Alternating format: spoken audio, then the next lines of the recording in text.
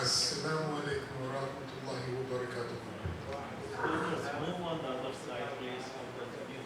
When people come in, you have to see it. So please come forward and move on the other side.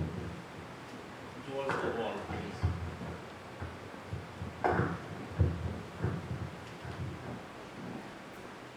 Allahu Akbar, Allahu Akbar.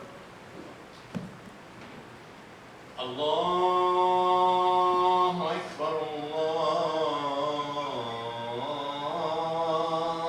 Akbar. Ashhadu an la ilaha illallah. Ashhadu an la ilaha illallah.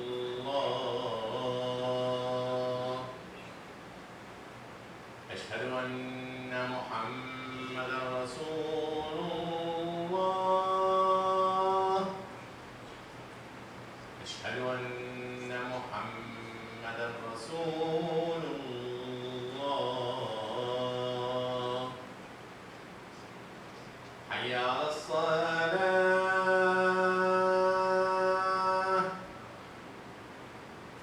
حي على الصلاة.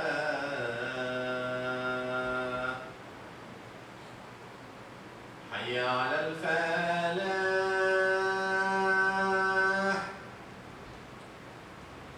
حي على الفلاح.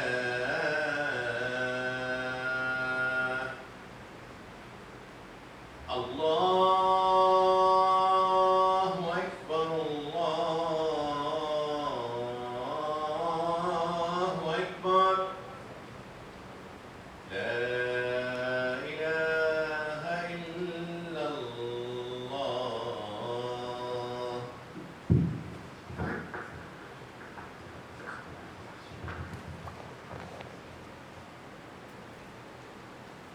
Alhamdulillahi Rabbil Alameen.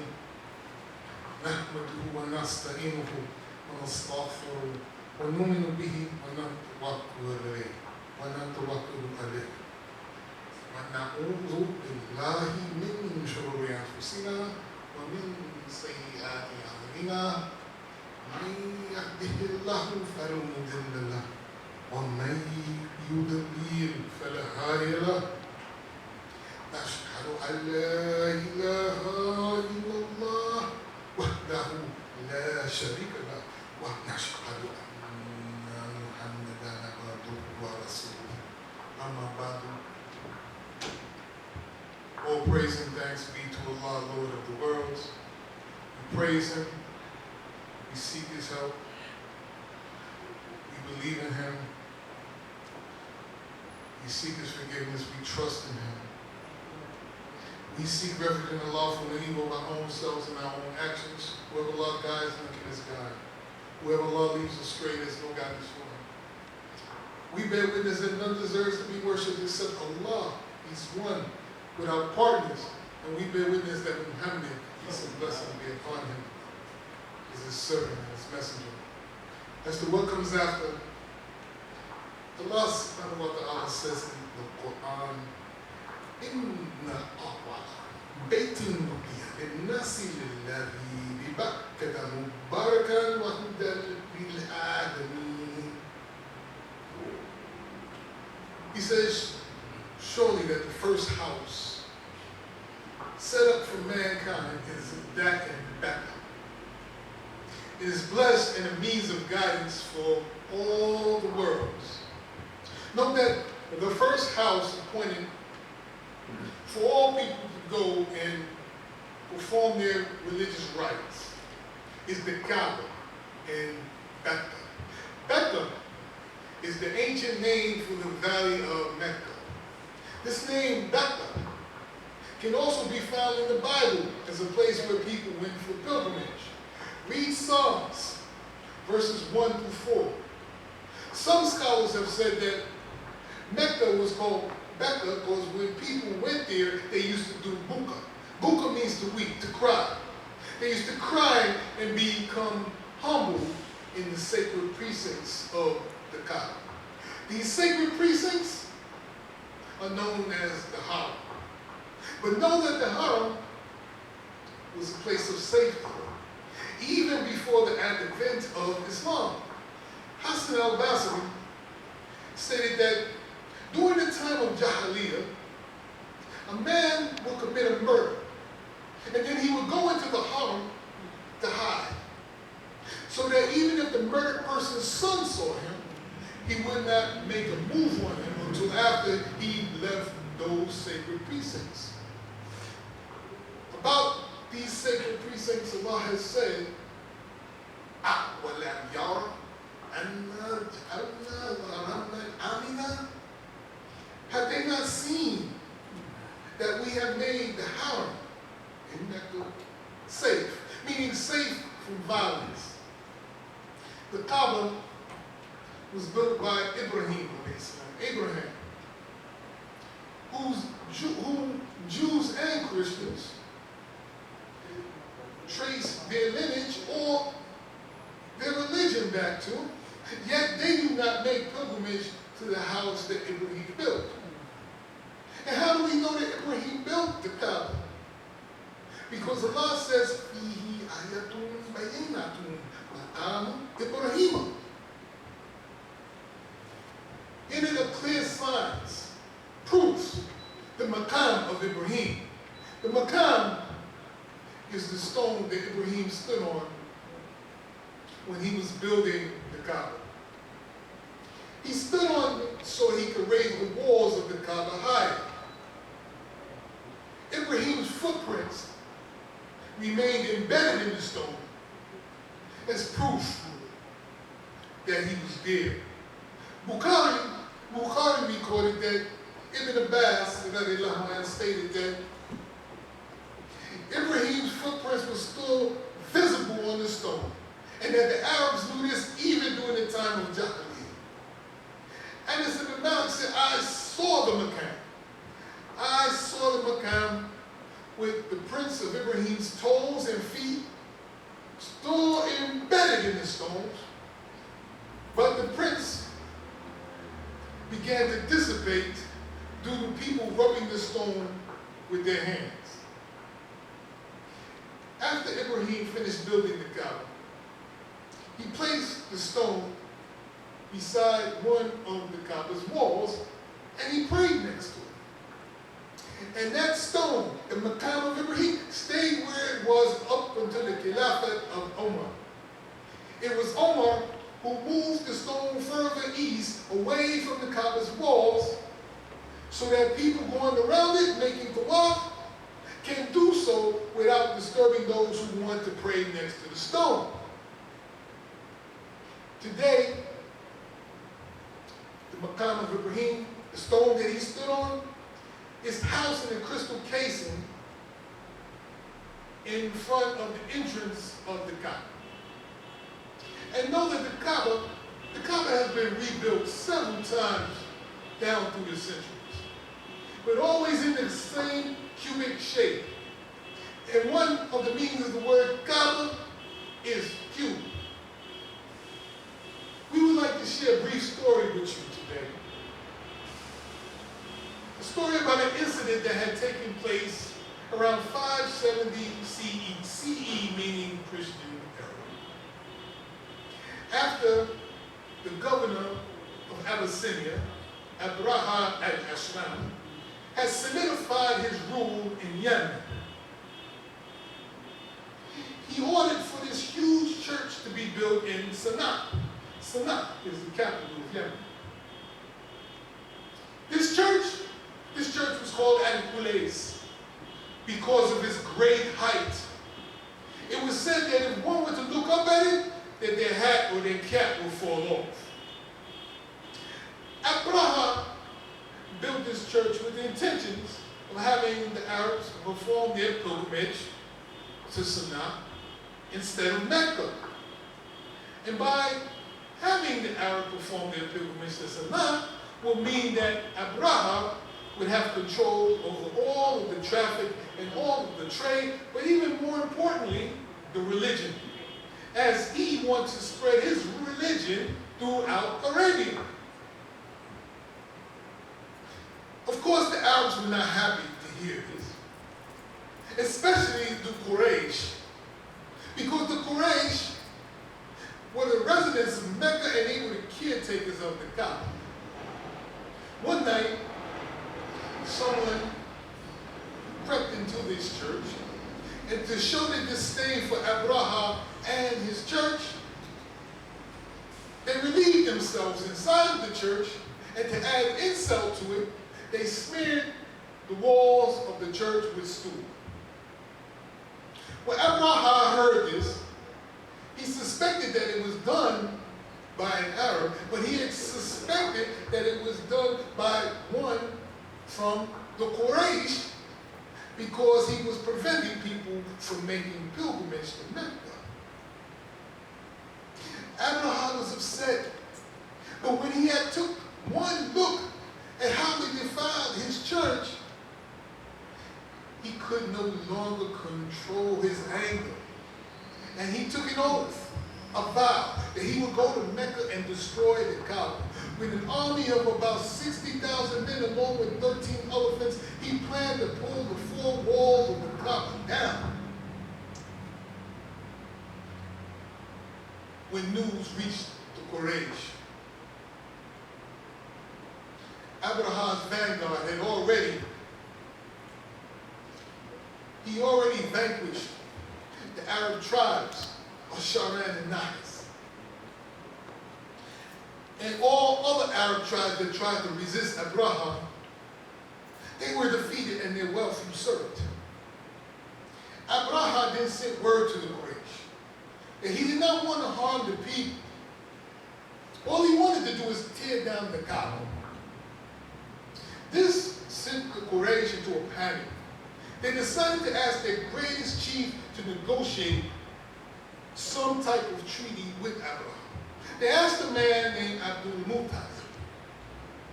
When Abdul Muttalib heard their request, right away he said, "We do not have the means to fight Abraham. We do not have the power to stand up to him."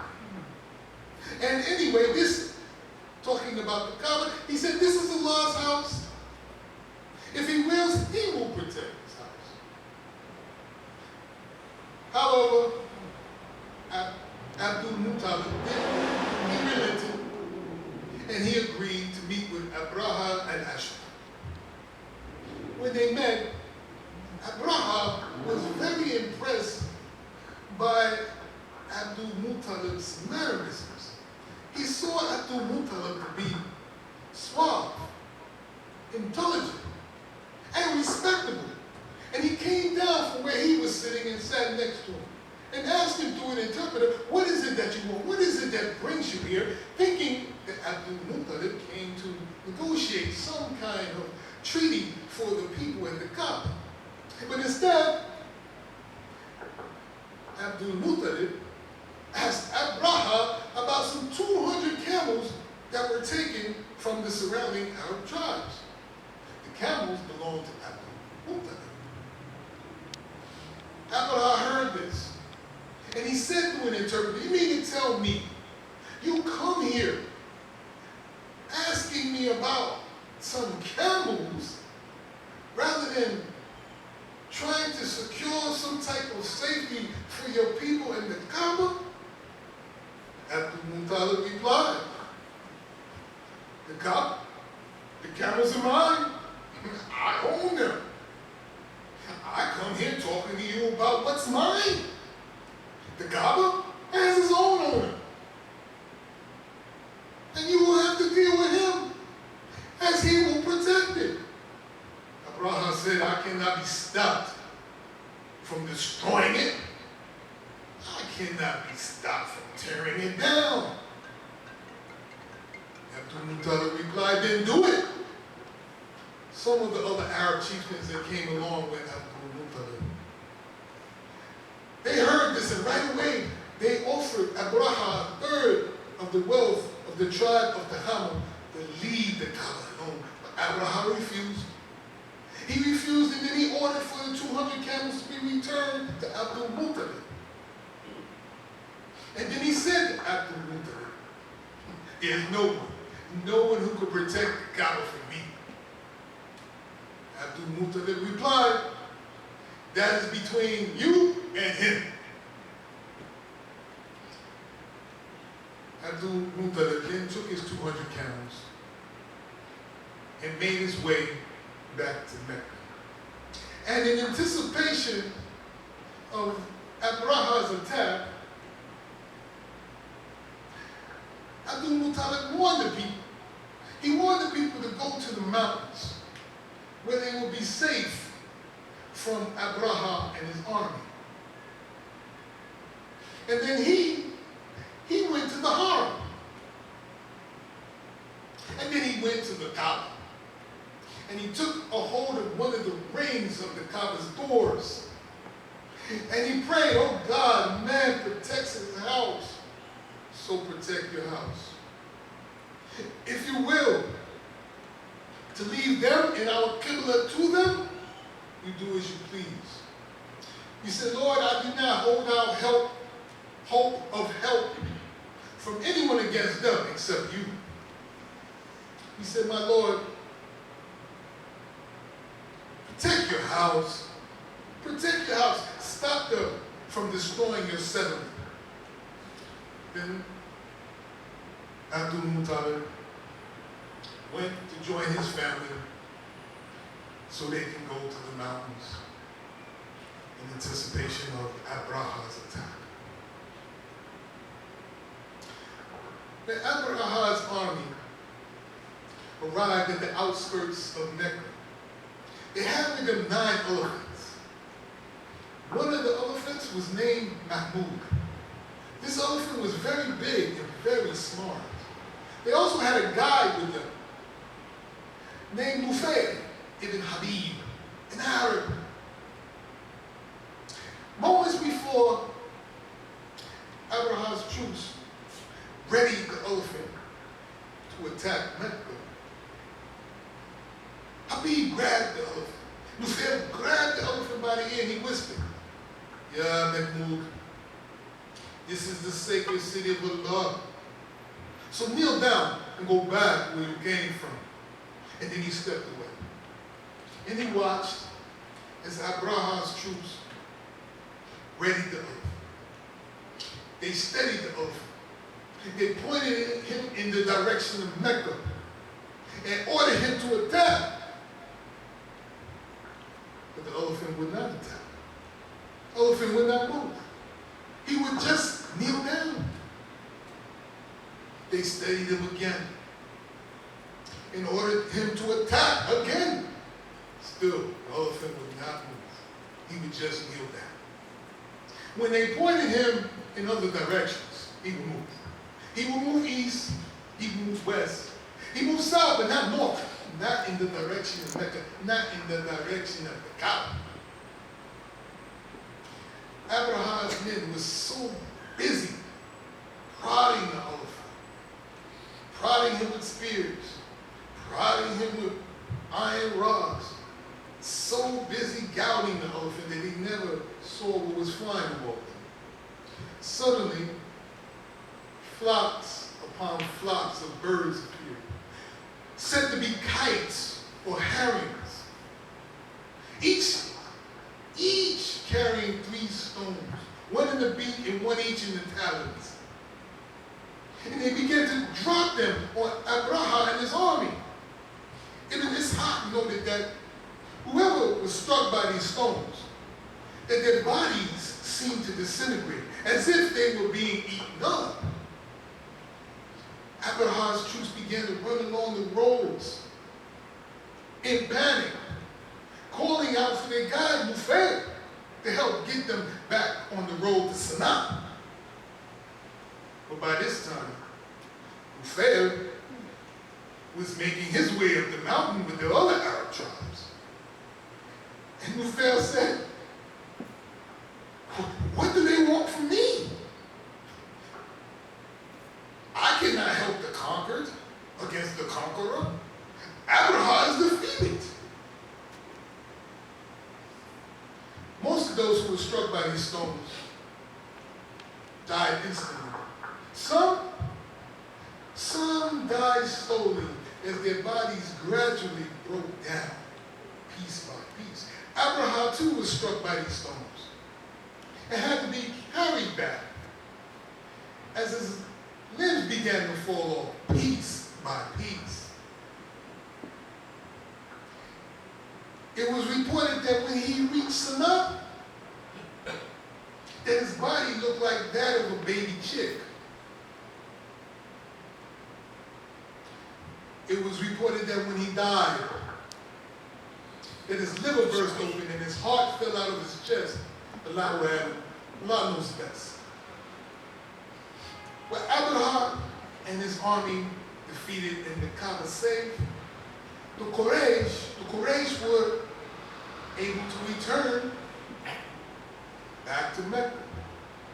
But mind you, this was not because of any special virtue that the Quraysh had. No, the Quraysh did not have any special virtue over the Abyssinians. The Abyssinians, yes, they were Christians. Christians whose religion was more of a adulterous type of religion. They worshipped idols. But the Quraysh too, they worshipped idols. So they did not have any special virtue over the Abyssinians. There's no explanation for what happened, except that it was Allah subhanahu wa ta'ala protecting his house. And when Allah subhanahu wa ta'ala said his messenger Muhammad,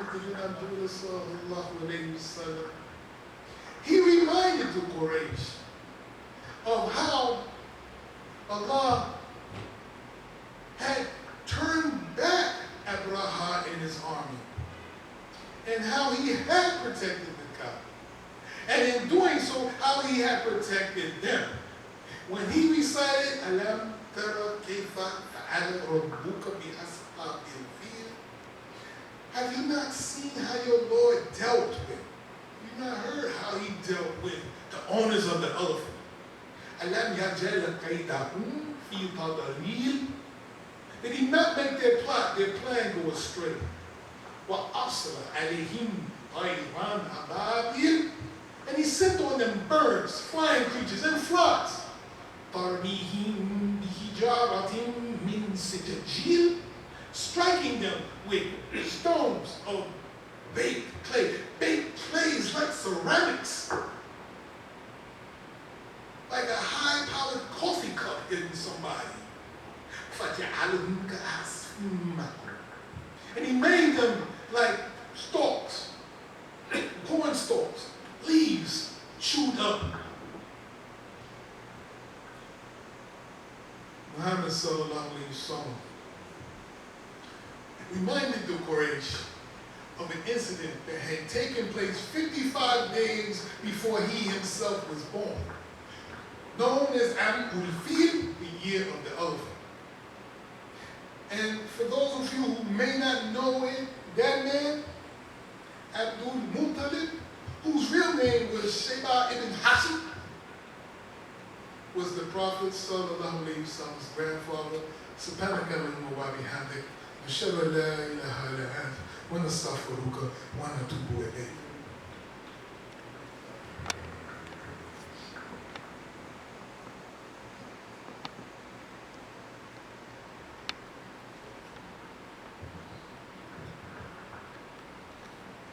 Alhamdulillah, Alhamdulillah Rabbil Alameen, wassalatu wassalam ala Sayyidina wa Nabiyana Muhammad wa ala alihi wa ashabihi ajma'in wa man tabi'ahum bi ihsan ila yawmiddin. All praise and thanks be to Allah, and peace and blessings be upon our leader, our chief, and our prophet Muhammad sallallahu alaihi wasallam, and on his family and on his companions, and who follows them, whoever follows them with benevolence until the day of resurrection.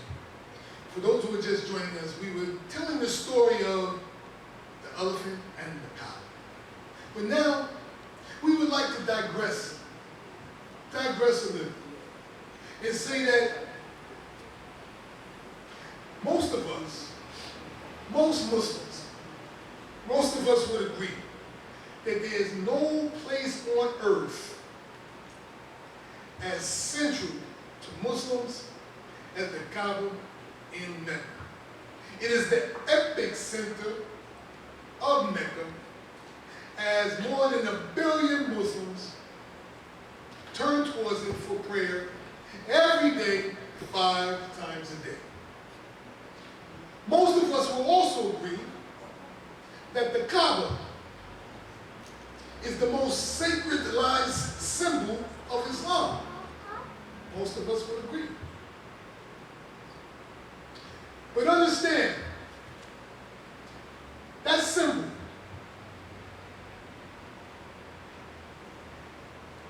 no matter how sacred, can be replaced. We mentioned earlier how the Kaaba had been rebuilt, renovated, and remodeled several times. The last time was back between May and October of 1996.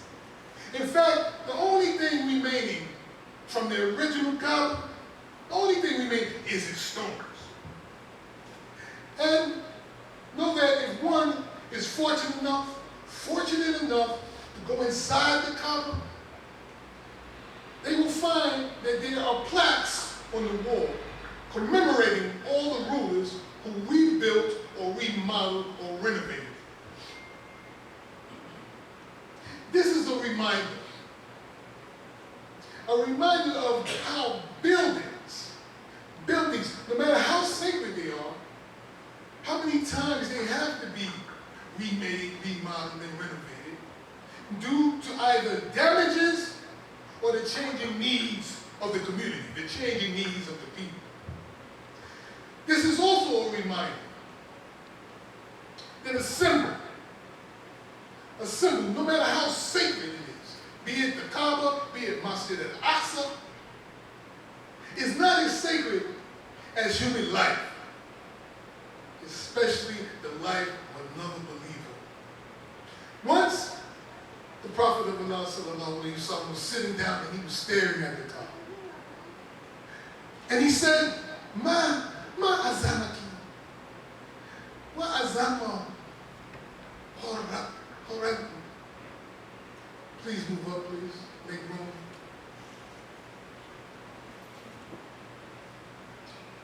Wa azama hormatiki. He said, how great you are, and how great your sanctity, your sacredness. Wa lil-mu'min azam hormat indallahi minki. But the believer has greater sanctity with Allah than you. For Allah has sanctified you once, but He has sanctified the believer 3 times. 3 times in his life, in his property, his wealth, and his honor. Honor. There are a few words in Arabic that denote the word honor. One, sharaf, which denotes honor and nobility. Aradu, which is in one of the hadith, which denotes honor and to not harm. And akram. Akram denotes honor and it denotes respect. And we say this to say that we as Muslims, we have to get better. We have to get better at respecting one another. We have to get better at respecting one another. For if we are not respecting one another properly, how can we expect others to respect us? How can we expect others to respect us? Here's a suggestion. Get to know your Muslim brothers and sisters. And not superficially. Not with the regular greeting of Assalamu alaikum and Allah yabarak feek. Get to know them by soliciting soliciting feedback and advice from them. Get to know them, really get to know them, and then respect them. And do not let color or race or ethnicity or culture deter you from getting to know one another and getting to respect one another. May Allah have mercy on us. May He forgive us our sins. Protect us from the evil of the evil one. May He bless us and guide us. We ask Allah to give us and do not deprive us. We ask Allah to increase us and do not decrease us. We ask Allah to grace us and do not disgrace us. We ask Allah to help us and do not forsake us. اللهم اغفر للمؤمنين والمؤمنات والمسلمين والمسلمات أحياء منهم والأموات اللهم اهدنا واهدنا ويسر علينا واجعلنا مفاتيح الخير وغالب الشر اللهم لا تدع لنا ذنبا الا غفرته ولا هما الا فرجته ولا دينا الا قضيته ولا مريضا الا شفيته ولا حاجة من حوائج الدنيا ولكن إلا قضيتها يا راحم الراحمين ربنا آتنا في الدنيا حسنة وفي الآخرة حسنة وقنا عذاب النار ربنا لا تمسك قلوبنا بعد إذ هديتنا وهب لنا من لدنك رحمة إنك أنت الوهاب وصلى الله على نبينا محمد وعلى آله وأصحابه أجمعين وآخر دعوانا أن الحمد لله رب العالمين أقيموا الصلاة